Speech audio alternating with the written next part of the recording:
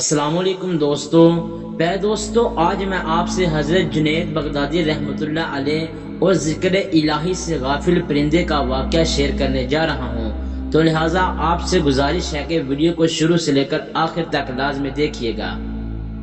دوستو، حضرت جنید بغدادی رحمۃ اللہ علیہ کی خدمت میں کسی نے تحفے کے طور پر ایک پرندہ بھیجا جسے آپ نے قبول فرما لیا۔ کافی عرصے تک وہ پرندہ آپ کے پاس ایک پنجرے میں بند رہا۔ ایک دن حضرت جنید بغدادی رحمۃ اللہ علیہ نے پنجرے کی کھڑکی کھولی اور اس پرندے کو آزاد کر دیا۔ لوگوں نے جب یہ دیکھا تو حضرت جنید بغدادی رحمۃ اللہ علیہ سے دریافت کیا کہ جناب، اتنے عرصے تک تو آپ نے اس پرندے کو پنجرے کے اندر بند کر کے رکھا تھا اور دیکھ بھال بھی کرتے تھے، آج اچانک پنجرہ کھول کر اسے آزاد کیوں کر دیا؟ یہ سن کر حضرت جنید بغدادی رحمۃ اللہ علیہ فرمانے لگے کہ آج اس پرندے نے مجھ سے کہا، اے جنید، تم تو اپنے دوستوں احباب کے باتوں سے یوں لطف اٹھاؤ اور مجھے بے نوس غم و خوار ایک پنجرے میں یوں بند رکھو، یہ کیسے ہو سکتا ہے؟ تو یہ سن کر میں نے اسے آزاد کر دیا، مگر جب وہ پرندہ اڑا تو اس نے کہا، اے جنید، پرندے جب تک ذکر الہی میں مصروف رہتے ہیں اس وقت تک کسی بھی جال میں نہیں پھنستے، لیکن جو ہی وہ ذکر الہی سے غافل ہوتے ہیں تو فوراً قید میں مبتلا ہو جاتے ہیں۔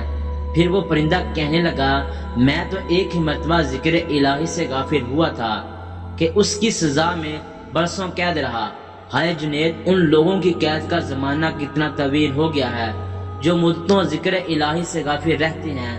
اے جنید، میں آپ کے سامنے وعدہ کرتا ہوں کہ اب کبھی ذکر الہی سے غافل نہیں ہوں گا۔ یہ کہہ کر وہ پرندہ اڑ گیا۔ اس کے بعد بھی کبھی کبھی وہ پرندہ حضرت جنید بغدادی رحمۃ اللہ علیہ کے پاس آتا تھا اور آپ کے دسترخوان پر بیٹھ کر اپنی چونچ سے کچھ کھاتا تھا۔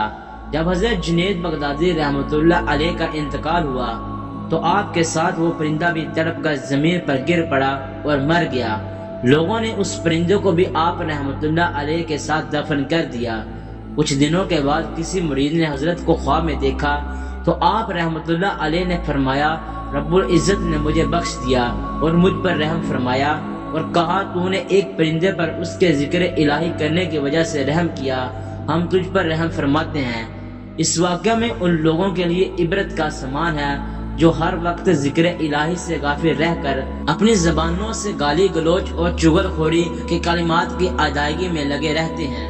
اللہ پاک سے دعا ہے کہ اللہ پاک ہمیں بھی سچے دل سے ذکر الہی کرنے کی توفیق عطا فرمائے اور گناہوں کا راستہ چھوڑ کر نیک کام کرنے کی توفیق عطا فرمائے۔ آمین ثم آمین۔